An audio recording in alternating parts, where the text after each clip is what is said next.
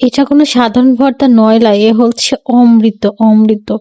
জিহ্বার স্বাদ ফিরায় নিয়ে আসার জন্য বেস্ট একটা ভর্তা।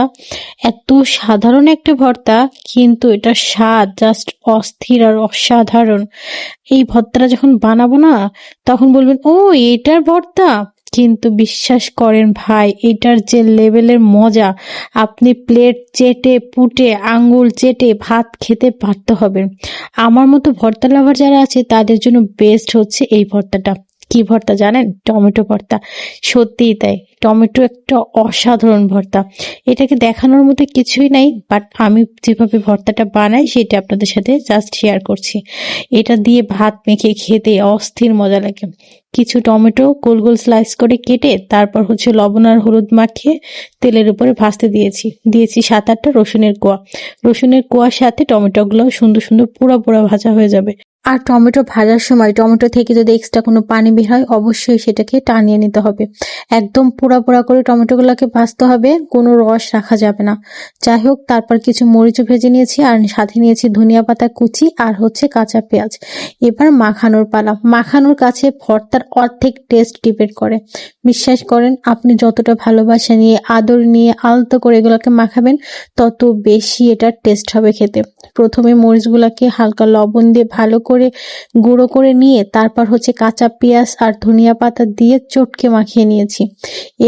এবার টমেটো যে পুড়িয়ে রেখেছিলাম সেটা দিয়ে দিলাম। এবার আলতো হাতে আদর ভালোবাসার সুহাগ দিয়ে টমেটোকে চটকে চটকে মাখিয়ে নেব। সাথে যে রসুনের কোয়াগুলো ভেজেছিলাম সেগুলোকে একটু আঙুল দিয়ে ভেঙে ভেঙে দিচ্ছি যাতে টমেটোর সাথে একদম মেখে যায়। যাই হোক, আমার মাখামাখি কিন্তু একদম শেষ। এবার হচ্ছে খাওয়ার পালা। ও সরি, সরিষার তেল দিতে তো ভুলেই গেছি। সরিষার তেল ছাড়া যে কোনো ভর্তাই ইনকমপ্লিট। যাই হোক, এখানে হচ্ছে সরিষার তেলটা আর একটু নেড়ে চেড়ে মাখিয়ে নিয়ে অর্ধেকটা ভর্তা উঠিয়ে রাখলাম পরে খাওয়ার জন্য। আর এই প্লেটের ভিতরে আমি একদম গরম গরম ধোয়া ওঠা ভাত নিয়ে নিয়েছি। বিশ্বাস করেন, এরকম একটা ভর্তা মাখানোর পরে কার ইচ্ছা না করবে একটু গরম ভাতের সাথে ভর্তাটা ডলে ডলে মেখে মেখে খাওয়ার জন্য। কালারটা জাস্ট দেখেন, অস্থির একটা কালার এসেছে আর খেতে যা মজা। আমি এখন ভয়েস ওভার দিতে বসে আমার এখন আবার হচ্ছে খেতে ইচ্ছা করতেছে, গালে নাল আসতেছে। কি করব বলেন তো? আর এরকম করে একটা ভর্তা হলে পেট ভর্তি করে ভাত খাওয়া যায় কিন্তু।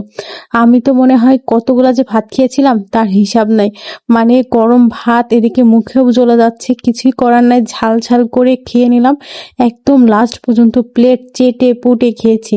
শুধু কি প্লেট চেটে খেয়েছি, সাথে আমার আঙুলগুলোকে চেটে চেটে খেয়েছি। টক টক ঝাল ঝাল এই ভর্তাটা দিয়ে ভাত খেতে জাস্ট অস্থির লেগেছে।